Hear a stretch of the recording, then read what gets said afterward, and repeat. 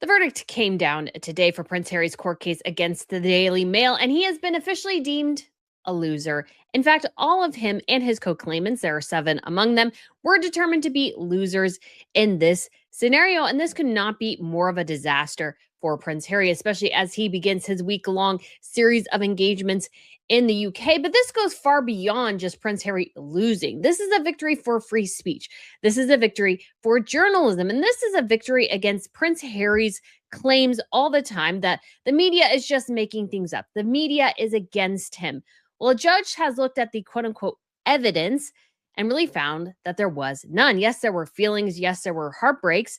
And yes, some of that was understandable, but it did not rise to the preponderance of evidence. So there is so much to go through here with this court decision, the reaction to it, and how the judge looked at the evidence and simply found that of the balance of probabilities, it was kind of likely that the journalists actually got their information legally, and Prince Harry and his other co-claimants are simply grasping at straws. So guys, again, there is so much to delve into here, so much to analyze, and we are going to get into all of it today. But if you haven't been to Royal News Network before, my name is Brittany. I do provide compelling royal commentary, so please hit that subscribe button. I'd obviously love to have you back. And before we get into today's video, let's hear from our sponsor, Cowboy Colostrum. Summer is here, and if you want to actually feel confident, less bloated, and energized this summer, not just look like it on the outside, it starts with your gut. I thought being bloated every day was just normal. It's not. Once I fixed my gut, everything changed. My digestion, my skin, my hair, and the one thing that made the biggest difference is Cowboy Colostrum.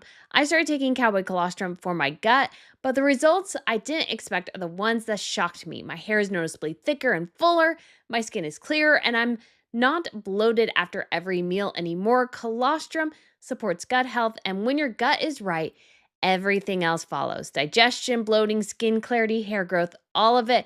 And this isn't just my experience. Cowboy Colostrum ran a clinical study, and the numbers back it up. 83% of participants reported improved gut health, 79% experienced less bloating and inflammation, and 72% saw improved digestion, and 62% saw fuller, thicker hair. Today's sponsor, Cowboy Colostrum, offers the highest quality bovine colostrum available in the US. It's 100% made in America from 100% American grass-fed cows. Unlike other colostrum brands, Cowboy is true first-day whole colostrum, rich in bioactives like immunoglobulins and growth factors. And don't worry, Cowboy Colostrum only collects the surplus colostrum after the baby calves have had their fill. So if you guys are interested in checking out Cowboy Colostrum, for a limited time, our listeners get up to 25% off their entire order. Just head to cowboycolostrum.com/royal and use code ROYAL at checkout. That's 25% off when you use code ROYAL at cowboycolostrum.com/royal. I thank you so much, Cowboy Colostrum, for sponsoring today's video. It does so much to help support and grow the channel. But let's go ahead and get into all this, because there is so much to delve into, so many little bits and pieces to this case. And it's really important to go over it without getting too hyperbolic, because sometimes people have these large scale reactions. Usually in a video like this, I would just read a couple articles and go live. But today I thought, you know what, we're going to do something a little bit different, do a little bit more of a deep dive in this case. And so the verdict came down a little after 2 today. It didn't come out right on time. There was a little bit of a delay, and Prince Harry had actually just arrived at Chatham House to speak with veterans, do an event for Invictus, and he walked in right before the verdict was announced and was told in there somewhere that, guess what? You lost it all, Harry. You lost it all. You did not win on a single count. And this is the biggest of Prince Harry's cases against the media. He has the most animus towards the Daily Mail. And in the other cases that he brought against the Mirror and Rupert Murdoch's group, both of them ended up settling. And the Mirror settled for a small amount, and Rupert Murdoch's group, which I believe includes his son, settled for about 10 million. And the Mirror settled for about 100 some odd thousand. And so Harry got very different settlements, but this was the biggest of the big. And there were 6 other co-claimants with Harry. So there were 7 altogether. This included Elton John, Elizabeth Hurley, and Baroness Lawrence. And so they brought this massive, massive case. And the idea was that if we can prove, because Many years ago, you might remember that the News of the World, particularly a UK publication, was determined to have been phone hacking. So, what that meant is, sort of in the early days of cell phone, if you figured out somebody's voicemail code, you could actually get into their phone. And there have been other allegations of illegal information gathering by journalists. And of course, that is wrong. Nobody's claiming that is not wrong. And so, in the Leveson Inquirer, they went sort of over all these details, and the Daily Mail was mostly able to skirt this. And so the idea was really pushed by Hacked Off, which we'll get back to later, is that if they can push this narrative and push this case forwards, which was weak. This was a weak case. And if they can push this case forward and get the judge to side with them, then they can bring a second inquiry. Now, while of course there were bad instances of information gathering, I think there were obviously some unethical things done within journalism in order to obtain information. This is especially true in the late 90s, early 2000s. This is not really happening now. And really, this sort of boils down to almost a witch hunt to punish journalists. The people who were the fixtures of their articles thought went too far. Now, sometimes, yeah, they might have gone too far, but what really this case boils down to is emotion over facts. There were a lot of emotions here, but very little facts. And one of my favorite phrases that I noticed that is on 61 pages of this decision, it's over 400, but it's on 61 pages and usually multiple times, was balance of probabilities. And so if you dig into the details of this case, and we'll go over one particular instance here in regard to Harry, what this means is that if you look at all the information put together, could this information have only been gathered through illicit means or illegal means? Or were there alternatives that had equal value? So I think the judge basically determined at the end of the day when it came to this case is that both sides could have merit. The claimant side and the defendant side. The defendant said, we gathered this information lawfully. We had friends with connections, which I think the judge was like, yeah, that's probably broadly true. And I think it is true. And it's also possible that some of it was gathered through illicit means.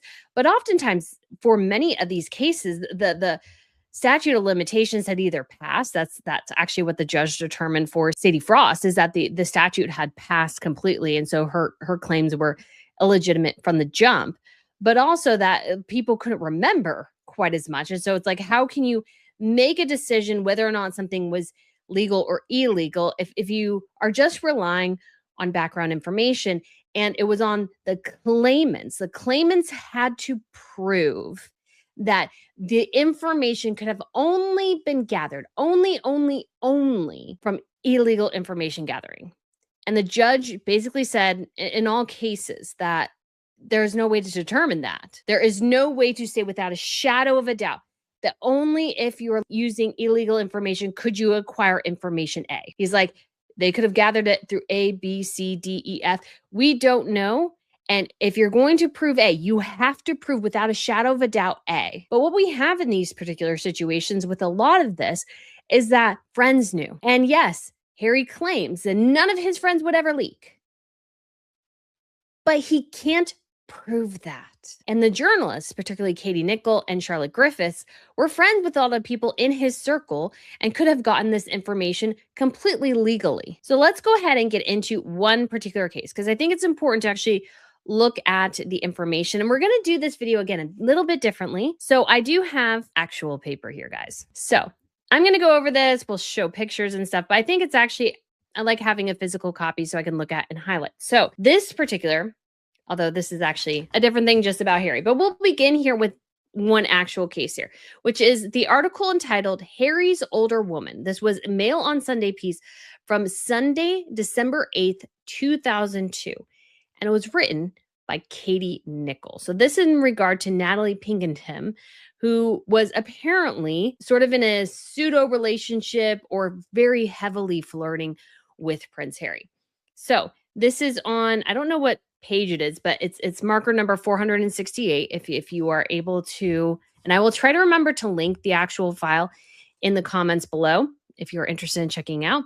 But it says Prince Harry alleges that the information in the article was obtained by unlawful information gathering, so UIG. The pleaded case was that Ms. Nichols attained Ms. Pinkerton's phone number and then commissioned a belagger, so this is a person who gets illegal information, to obtain itemized billing data. Because in Harry's estimation, that is the only way that she could have known that he was sort of pursuing Natalie. And it says, the issue, therefore, is whether Prince Harry has proved on the balance of probabilities, again, all the probabilities of how you could have attained that information, that the relevant information in the article was obtained by unlawful means carried out or commissioned on Associated's behalf. So it says Prince Harry's evidence was not only a very small group of people knew that he and Ms. Pinkerton were in close contact, while he accepted that that may have been a regular contact with her, nobody could have known the detail save through access to his call data. So that's his evidence, which, I mean, just think about that. I'm trying to think of some. This is just so dumb. I can't even think of a good example in real life. But it's like, you told, let's say, a small group of people you were pregnant. It's entirely possible that despite telling this small group of people, let's say there's 6 people, there's a 1 in 6 chance that one of them blabbed to somebody. And maybe they didn't mean to, maybe it was by accident, maybe they weren't thinking, maybe they thought this person knew, something like that. It's entirely possible that even though you told somebody not to say anything, people still say something. So you can't base your entire case of, oh no, they're not going to say anything. Nobody's ever going to say anything. It's like, that's not how this works. And so it goes on to say that Ms. Nichol addressed this in a first and second witness statement, said she did not. Meghan Markle just spent days in the country her husband calls home, and somehow, across the entire duration of that visit, she avoided every single camera in it. No doorstep photo, no wave from a rolling car window, not even a blurry, long-lens paparazzi shot taken from across the street, the kind that usually finds royals whether they want to be found or not. For a woman whose entire public career, across every single venture she has attempted since leaving the royal family, runs specifically on being seen, on carefully chosen angles, meticulous lighting, and produced content designed deliberately to shape exactly how she is perceived. This is not bad luck. This is a plan executed with a level of discipline that is itself worth noticing. Because once you actually line up the pieces surrounding this trip, you start to understand exactly what she might have been bracing for the entire time. Welcome back to the channel, where we strip away the tabloid noise to analyze the high-stakes chess match happening behind the palace gates. Everyone is currently asking the same fundamental question: what changed? For years, the public narrative was clear. The ultimate obstacle standing between Harry, Meghan, and the UK was a bitter, high-profile battle over state security. Yet, beneath the surface of this sudden, silent return lies a far more calculated reality. One that points to a shifting strategy in their American dream and a looming revelation that explains why this trip was handled with absolute, unprecedented secrecy. Let us separate the confirmed facts from the surrounding speculation, because in a story this volatile, boundaries matter. We know, through multiple credible sources, that Harry and Meghan brought Archie and Lilibet into the United Kingdom for this visit. King Charles and Queen Camilla met the family at Highgrove for what the palace described strictly as a private occasion. No official photographs were released to a single media outlet. No sweeping statements were made, just the barest, most clinical confirmation that the meeting actually occurred. But beneath that brief confirmation lies an unusual, unexplained detail that the mainstream press completely rushed past. Reports indicate that the children arrived entirely separately from Meghan, not as one unified family unit walking through the same door at the same moment. It is a striking anomaly, a logistical choice that forces us to pause before we even begin to unpack the theories circulating in the background. For Harry, this reunion carried an undeniable emotional weight. He had reportedly only seen his father in person a handful of times over the previous 2.5 years, a genuinely long gap for a son managing a father's serious health situation. So, whatever else this trip turns out to be, underneath all the surrounding theorizing and speculation, that specific reunion between a father and his son is a genuinely human moment worth acknowledging honestly on its own terms, entirely separate from the media circus swirling around it. Yet, Meghan being nowhere near a single lens for the entire duration of this multi-day visit remains the part nobody covering this story has fully and satisfyingly explained. Prominent royal commentators have openly called a return to the UK an admission of professional defeat, a quiet acknowledgement that the independent Californian dream requires the very institutional backing they walked away from. But the total camera blackout suggests something much deeper than simple scheduling conflicts or extreme caution. Consider the most persuasive theory currently on the table. Some seasoned royal watchers believe she is not avoiding cameras because she is suddenly shy or because there was genuinely nothing worth photographing. They believe she is avoiding them because she is calculating, with absolute precision, exactly what happens the moment she is not off camera anymore, and has concluded that every single available public outcome works directly against her. Walk through what she would actually be walking back into if she stepped into public view, even briefly, during this trip. This is a woman who has spent years publicly and repeatedly arguing that the UK is not safe for her family. This wasn't a passing comment made once in an interview. It was a sustained, highly public legal fight that went all the way to the high courts over the level of protection she and Harry believe they are entitled to as private citizens who once held official roles. Think about the genuine psychological bind that creates for her specifically.